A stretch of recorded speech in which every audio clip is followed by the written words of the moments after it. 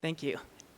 Good evening, council members and mayor. I am Daniel Phillips, and I am from National Demographics Corporation, and pleased to be with you tonight to talk about redistricting with your city.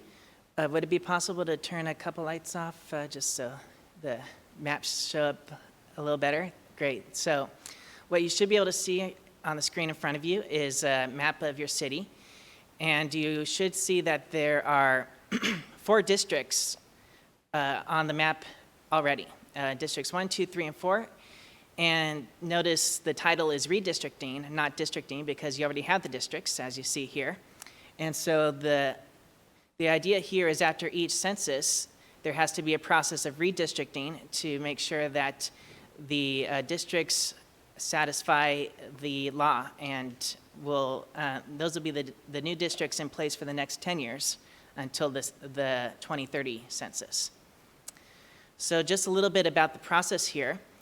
The state law requires that there be 2 pre-draft map hearings, the first of which is tonight and the second of which is on the 20th.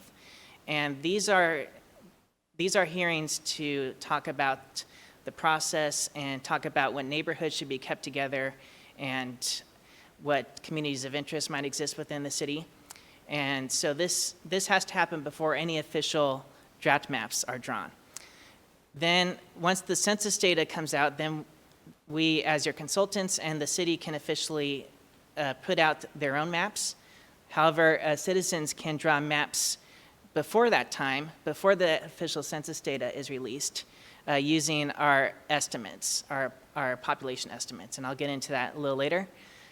So once the new year is here in February, then we'll have 2 hearings on the draft maps, and that is when we'll actually consider different options as far as different map alternatives. And then March 1st will be when the map is actually adopted. So the important thing to really hone in on here is the federal and state requirements for how these districts should be drawn. Now, the federal requirement, the first and foremost, is equal population. These districts should have roughly equal amounts of people living in them, not voters, people, period. And then the Federal Voting Rights Act is the next federal law we should follow. And the basic idea there is you want to make sure that you are not diluting the vote of any protected class community, those who are historically disadvantaged or marginalized, and respect their opportunity to elect a candidate of their choice. But the flip side of that is no racial gerrymandering, where you make race or ethnicity the sole consideration. After you make sure you satisfy the federal laws, then you have to satisfy the state laws. And the state actually has a rank order of criteria. So 1, 2 are more important than 3 and 4. Number 1 is that the districts are geographically contiguous, so they're just one piece, they're not disconnected pieces. Number 2 is that you should keep your neighborhoods and communities of interest undivided. I'll talk a little bit more about what that second term is, communities of interest. Third is to try to follow easily identifiable boundaries like major roads, railroads, rivers, etc. And fourth is that the district should be compact by not bypassing one group of people to get to a more distant group of people.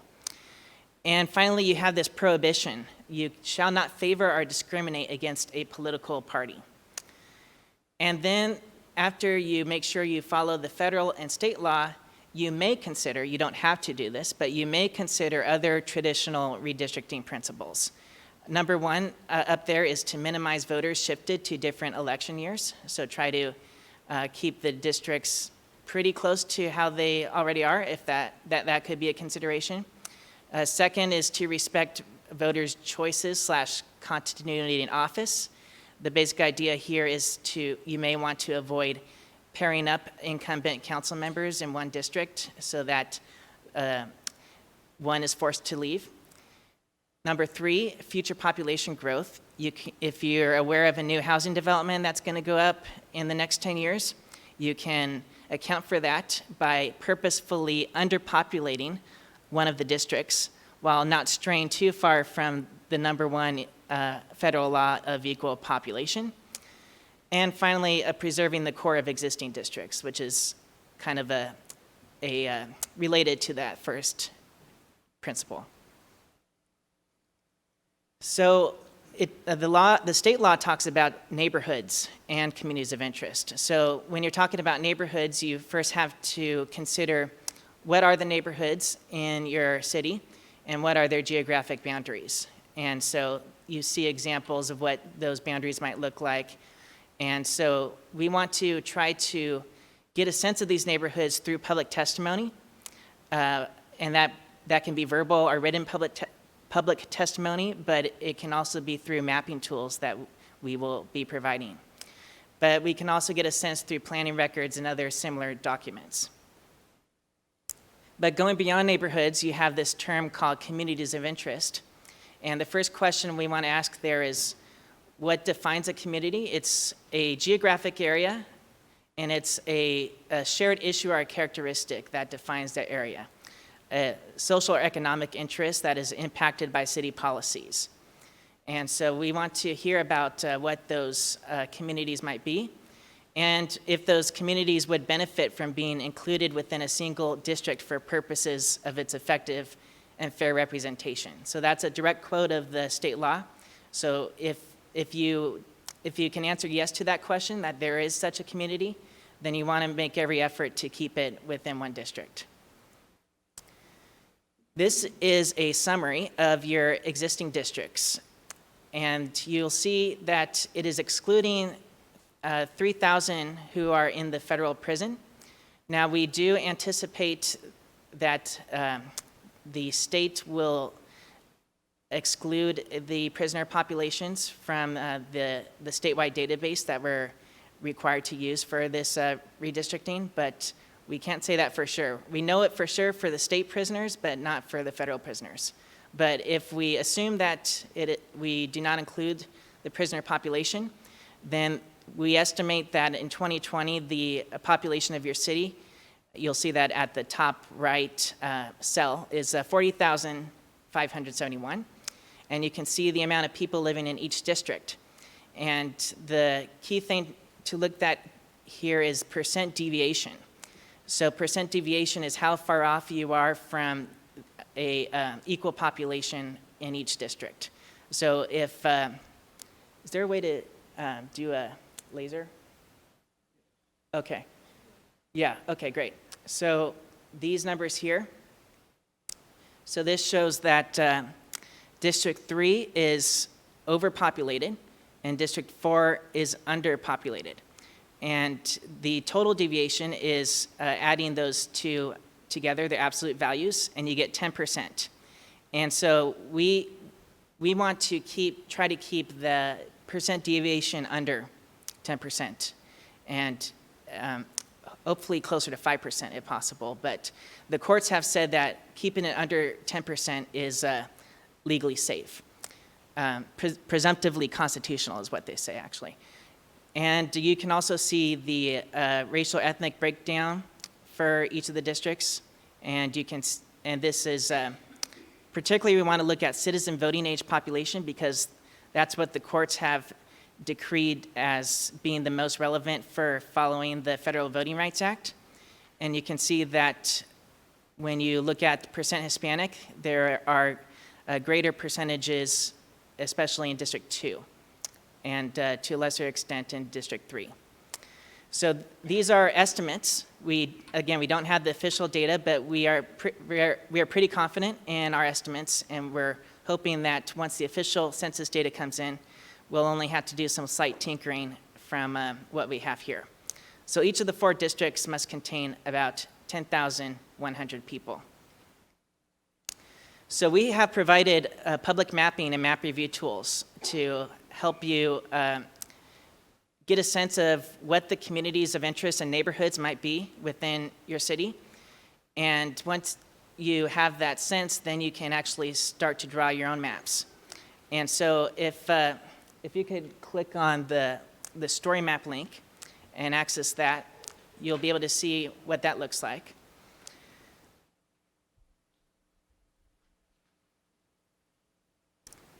You may have to use Chrome. Okay. If it's not possible for this to be viewed, then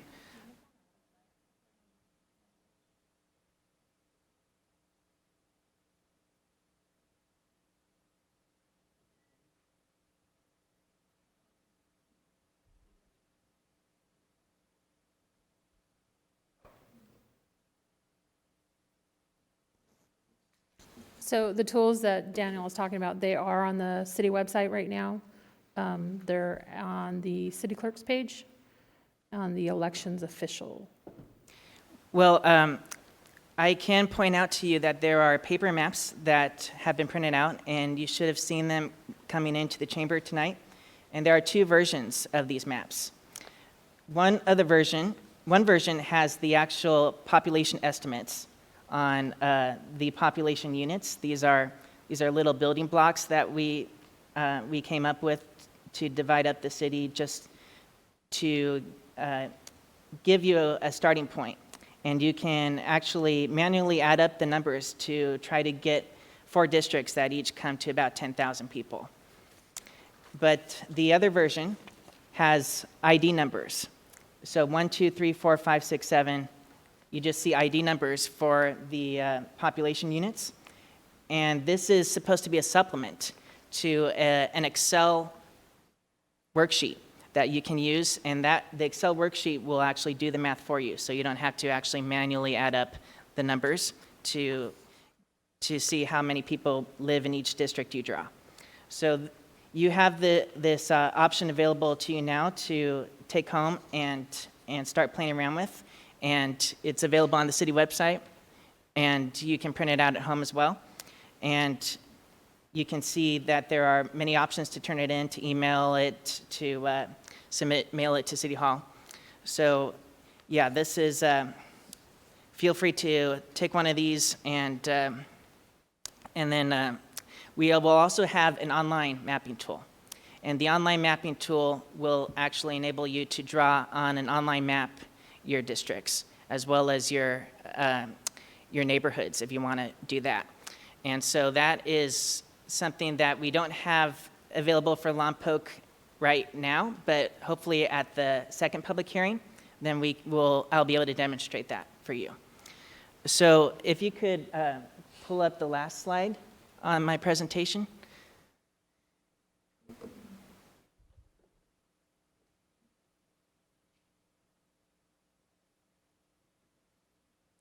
So these are the questions that I want to end my talk with. First is, what are the neighborhoods in the city and what are their boundaries? What other notable areas are in the city and what are their boundaries? And any questions about the mapping tools. So I'm happy to take your questions, either the public or the council. Thank you. Thank you. Councilmember Starbuck. Yeah. Mr. Arwood, can we go back to slide 6? This is a question here. Well, let's look at District 3 and 4. I'm District 3. Mr. Ball is District 4. 4 just had an election. 3's coming up in 2 years, but we'll be in redistricting by then. A for instance here would obviously be we're going to try and shift the deviation from 3 to District 4 to do a balance. Some people now in District 4 are going to get to vote for council seats twice in 4 years. People in District 3 are going to not get to vote for a council seat for 4 years. So we're taking a vote away and we're giving a vote away. That's all okay with redistricting. The state says that's the way we got to do it. We're going to take votes away from people and give votes to other people. Well, as you saw in an earlier slide, there are some traditional redistricting principles, and one of which is to minimize the amount of voters that are switched from one district to the other. But it's going to happen. Yeah, so it may not be possible there's going to be some, yeah. That's just the nature of the process. That's okay. Then we can take away the voting privileges of somebody and we can give somebody additional voting privileges? According to Sacramento, yes. That's the answer, thank you. Any additional questions for the consultant before we go to public comment? Thank you. I was able to access the links and they are working, and I know that we will do a follow-up public information with those links live in it and get them out on our social media, and hopefully before our next meeting people have a chance to play around with them and I'm sure have more questions at the second meeting. So thank you for that. We will now open the floor for public comment on this item. You have 3 minutes. If you'd like to call in, the number is 805-875-8201. You have 3 minutes. Hello, my name is Nick Nikolenko. We did districting for City Council in 2018. It has been 3 years. These are supposed to be evaluated every 10 years. So 3 years into this, why are we redistricting our districts? Doesn't make sense. It seems like a waste of money. Seems like it's too soon after we've barely drawn up the districts. This past election, we finally put in representatives from each district. Now, each district has their own representative. Why mess with something until we actually see the results of it, see the data, see what actually needs attention, what doesn't need attention, what areas are being neglected, what areas are fine? I just think it's too soon. We're barely finding out about this redistricting, and it's a waste of money. It's too soon. Thank you very much. Thank you. Again, the number to call is 805-875-8201, and you have 3 minutes. Hello, Mayor and council members. Thank you for letting me speak. I'm interested in this topic because the school district has to go into districts as well. So, and I'm not sure who we have hired to do this work, but we will need 5 districts. But we also include the village and the base in the school district. So my hope is that the village and the base could be a district, and then the 4 districts downtown, maybe somehow we could end up with the same districts downtown, so that we can have a city council person from District 1, and it's the same district as the District 1 school board representative. So just some food for thought. I'm certainly thinking about it, wondering how it's all going to work. Thank you. Thank you.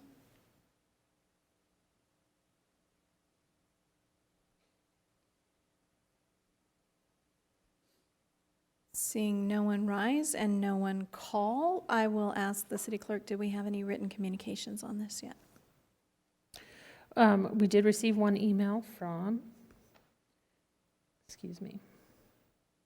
Joseph Benton. It was delivered to council, and it will be placed on the website. Thank you. Welcome. All right, seeing no other communications, we will close public comment and bring it back to council for any discussion or a motion.